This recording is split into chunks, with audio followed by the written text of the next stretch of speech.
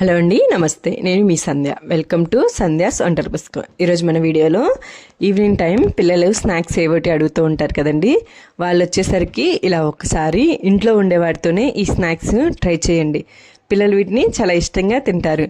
మనకు కూడా చేయడానికి చాలా తక్కువ టైమే పడుతుంది. పిల్లలు కూడా వీటిని చాలా ఇష్టంగా తింటారు.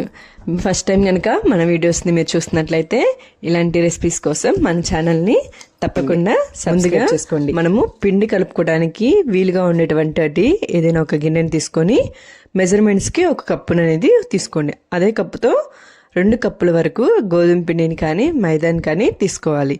ఇక్కడ నేనైతే మైదాని తీసుకుంటున్నాను, మీరు గోధుమ పిండి అయినా కానీ తీసుకోవచ్చు. అలాగే అదే కప్పుతో అరకప్పు వరకు సుజీ ఉప్మా రవ్వని కూడా ఇందులోకి యాడ్ చేసుకోండి.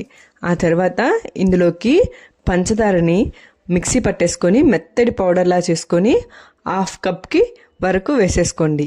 ఆ తర్వాత 1/2 కప్ వరకు ఎండు కొబ్బరి తురుమును కూడా ఇందులోకి యాడ్ చేసుకోండి. షుగర్ అనేది ఎక్కువ వేసుకోవద్దండి.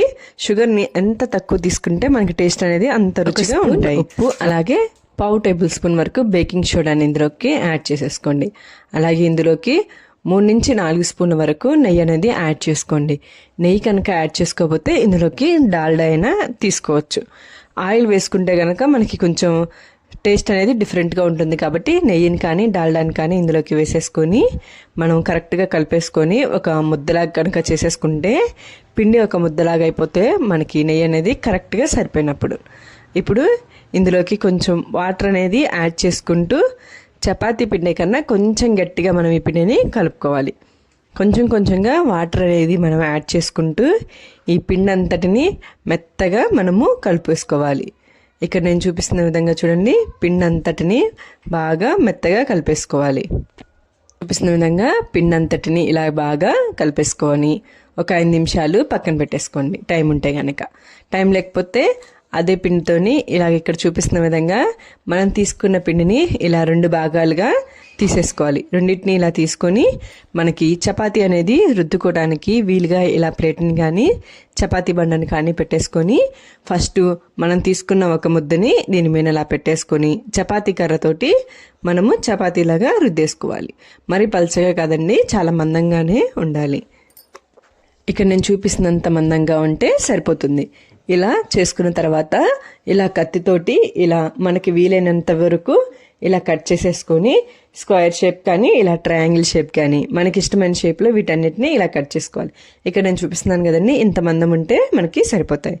ఇప్పుడు డీప్ ఫ్రైకి సరిపడా ఆయిల్ అనేది మనం పొయ్యి మీద పెట్టుకొని ఆయిల్ అనేది బాగా హీట్ అవ్వాలి. ఆయిల్ అనేది బాగా హీట్ అయిపోయిన తర్వాత మనం ఫ్లేమ్ అనేది సిమ్లోనే పెట్టుకొని వీటన్నిటిని ఇందులోకి వేసుకొని ఉడికించుకోవాలి. ఇలా వీటన్నిటిని వేసుకున్న తర్వాత ఒక 2 నిమిషాలకి వీటన్నిటిని కదిలిస్తూ ఉంటే సరిపోతుంది. ఇలా కదిలించుకుంటూ మనం ఫ్లేమ్ అనేది సిమ్లోనే పెట్టి ఉడికించుకోవాలి. ఇవన్నీ నాకు వేగటానికి 10 నుంచి 15 నిమిషాల వరకు టైం పట్టింది. కొంచెం కలర్ చేంజ్ అయిపోయిన తర్వాత ఫ్లేమ్ అనేది హైలో పెట్టేసుకొని మనం పూర్తిగా బాగా ఫ్రై అవనివ్వాలి. ఇలా ఇక్కడ చూపిస్తున్న విధంగా మనకి కలర్ అనేది ఈ కలర్కి వచ్చిన తర్వాత మనం వీటన్నిటిని పక్కకి ఒక ప్లేట్లోకి తీసేసుకోవాలి. ఇలా వీటన్నిటిని తీసేసుకున్న తర్వాత అదేవిధంగా మిగిలిన వాటన్నిటిని కూడా ఇలాగే ఫ్రై చేసుకొని పక్కన పెట్టేసుకోండి. వేడివేడిగా మనకి రెడీ అయిపోతాయి. ఇవి వేడిగా ఉన్నప్పుడు కొంచెం మెత్తగా ఉన్నట్టుంటాయి, కానీ చల్లారబడిన తర్వాత చాలా క్రిస్పీగా చాలా బాగుంటాయి. పిల్లలు కూడా వీటిని చాలా ఇష్టంగా తింటారు. మీరు కూడా ఒకసారి తప్పకుండా ఇలా ట్రై చేసి పిల్లలకి పెట్టండి. పిల్లలు చాలా ఇష్టంగా తింటారు. మీరు ట్రై చేసి ఎలా ఉందో నాకు కామెంట్ చేయండి. మీకు కనుక నచ్చినట్లయితే లైక్ చేయండి, షేర్ చేయండి. Thank you.